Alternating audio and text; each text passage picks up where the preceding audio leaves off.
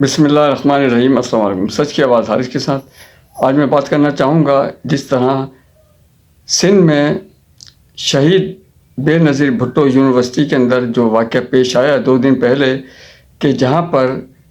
ملک کی بہن بیٹیاں تعلیم حاصل کرنے کے لیے آتی ہیں، وہاں پر جو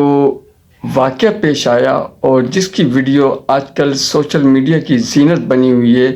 کہ جس کو دیکھ کر سر شرم سے جھک جاتا ہے کہ ایسی درسگاہیں،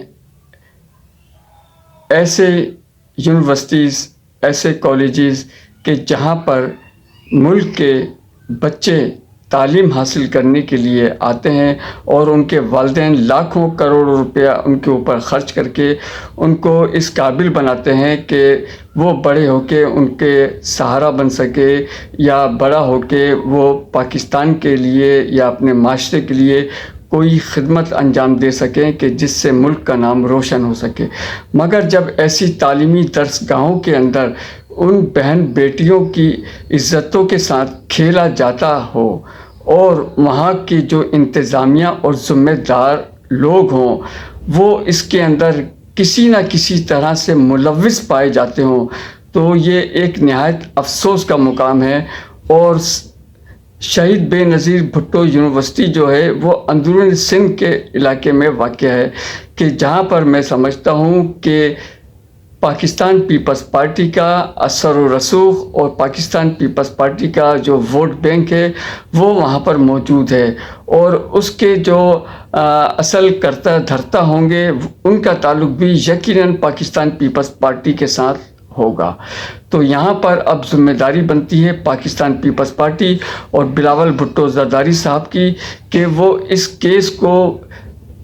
اس طرح سے دیکھیں اور اس طرح سے اس کیس کو لیڈ کریں کہ اس کے پیچھے ملوث جو لوگ بھی، جو قوتیں بھی، چاہے وہ جتنی ہی با اثر کیوں نہ ہو، مگر اس یونیورسٹی کا جو نام ہے شہید محترمہ بے نظیر بھٹو کے نام پر اس یونیورسٹی کا نام رکھا گیا ہے، اور میں سمجھتا ہوں کہ یہ پاکستان پیپلز پارٹی کے لیے ایک بہت بڑا اور ایک ایسا المیہ ہے کہ جس کے اوپر جتنا بھی افسوس کیا جائے کم ہے۔ اور اب دیکھنا یہ ہے کہ بلاول بھٹو زرداری صاحب اس کیس کو کس طرح سے ہینڈل کرتے ہیں اور اس کے پیچھے ہوئے جو بھی عناصر، چاہے وہ جتنے ہی با اثر کیوں نہ ہو، چاہے ان کا تعلق خود پاکستان پیپلز پارٹی سے ہی کیوں نہ ہو، مگر اتنا ضرور یاد رکھنا ہے ہم کو کہ شہید بھٹو